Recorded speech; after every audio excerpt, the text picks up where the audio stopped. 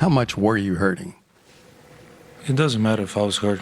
How much was I hurt? I was out there, tried to play, but I didn't do enough. Splint.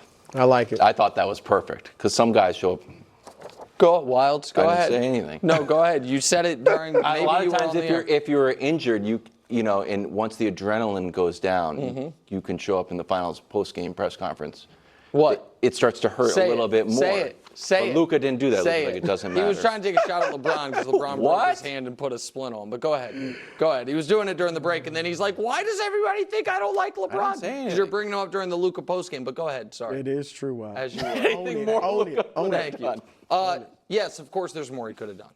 So both of this is vintage arrogant me. I apologize. Everything I'm saying here is the right opinion. Okay? Okay. Pencil. Using this playoff run as a negative on Luka's ledger is an absurdity and shows a lack of understanding of basketball. Okay. And if you do it, I'm really going to have a hard time taking your opinions on other basketball things seriously. Is that out there? Yes, 100%. But I don't want to. So that is true. Here's what's also true.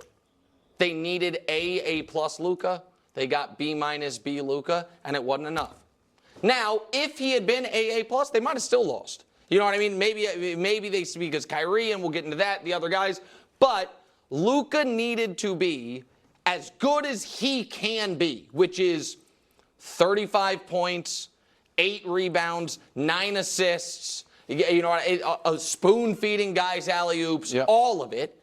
And instead, he was good, really good, great for mortal standards, good for legend of the NBA standards, right? He was good. And that wasn't good enough. And so, do I think he's in perfect shape? No. Do I think part of that, do I think it's exacerbated by the injury? I do, but he's not using an excuse. I won't either. Are there things he can learn from? Yes. But for those of us who think he can be a top 10 all-time player, this year was part of that trajectory. Being at 25, making the finals, having a great playoff run, all of that. So, yes, he should have been better. Mm-hmm. He was also exhausted a bit by carrying them there. And even if he was better, it might not have been enough. And so that, to me, is the right opinion on this. Okay. He definitely could have been better. And just a couple quick things before I really get into it. He shot 59% from the foul line. Yeah. And bad from three. Right. You're a great shooter. Yeah. You're a guard. You got to do better than that. From three, like you said, 24%. Yep. Now, I think we know Dallas was a good defensive team too. Both teams played great defense. Yep. You were talking about the Celtics offense and that 5-game stretch. That credit Dallas's defense, and like nobody really shot that well, or the main guys for the Celtics. So he could have done better in those two areas. Obviously, game 3, who knows? They're down 3 when he fouls out. Sure. And some of that you can I'm not making an excuse for him. You can look at the rest. You never see superstars fouling out of really games, let alone finals games. All right. And I get it. But you certainly don't see him get 4 fourth quarter fouls. Exactly. If they foul out, it's usually because they have 4. If they're already at 4 fouls early in the third. But a lot of times, a lot of times the superstar knows that, so they don't pick up all those fouls. No, that's fair true too. But all right, so here's some things he's got to do, because I said early at some point in the series when it looked like they were going to lose, he needs to take this and look in the mirror and say, okay, this is where I can improve. One, obviously, he's got to stop complaining to the refs so much. I think that deflates your teammates. All right, stop on that. Of course, occasionally this or that, but stop. He's the number 1 in the league in that. Can I ask you he's not to dig into that for a second? Because I put this out as a joke on social media, and I was like, man, it's hard to tell when you're joking on social media.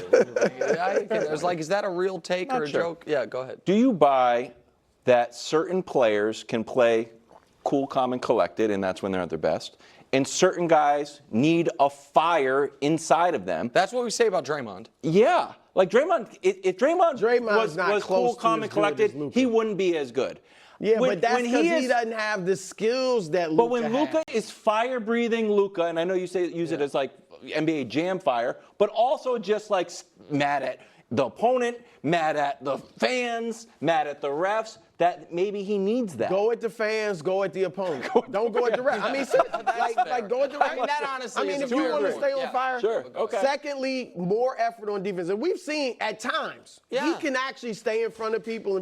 But he should look and say, okay, Michael, Kobe, LeBron, they were two-way players. And he's not going to be like them defensively, but you can put forth the effort. That'll help your team because when they see the best player doing it, they're going to chime in. And he could be like Curry. He should be like Curry, Steph. just being in the right place, talking, and making sure you're not hurting the team. So that, secondly. That's right.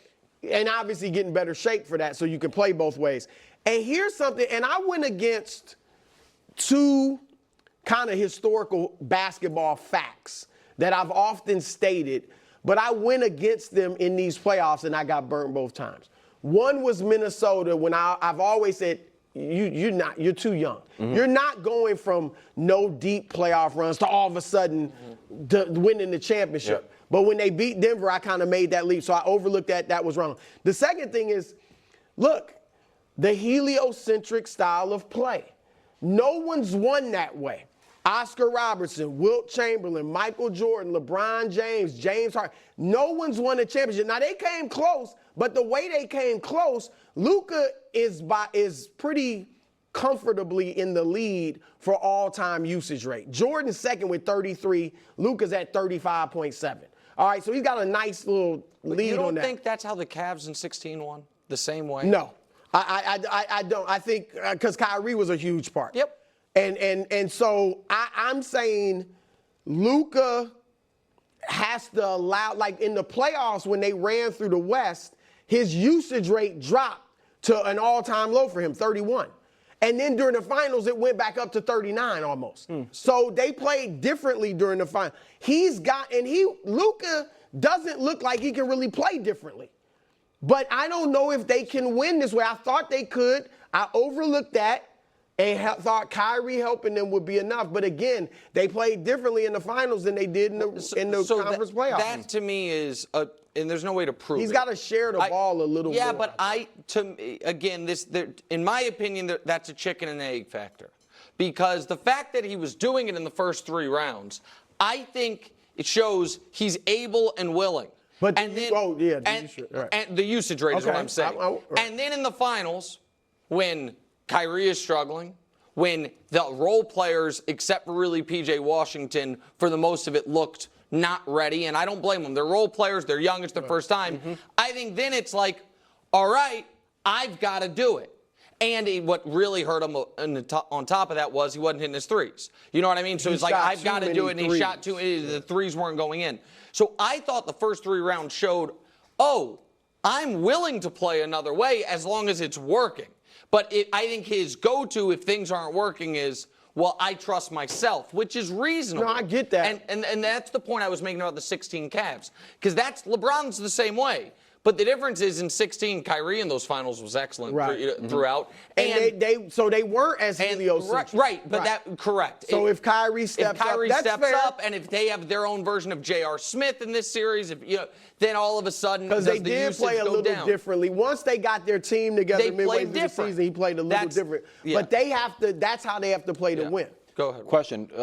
In the last block, we talked about the Celtics as the Pistons. It is a proof of concept that we can beat me, let's say. Yeah. Do you think that this is a mark against Luka, that for the last few finals, Joker, Steph, Giannis, LeBron, Kawhi, Steph, you can debate Durant, LeBron, back and forth, that the best guy usually wins? Do you think it's a mark against him now that he failed? I think it would have been if he had the numbers Tatum had. If it was like, he didn't show up, or if he had failed and Kyrie had played really well. It's like, maybe he wasn't quite so good.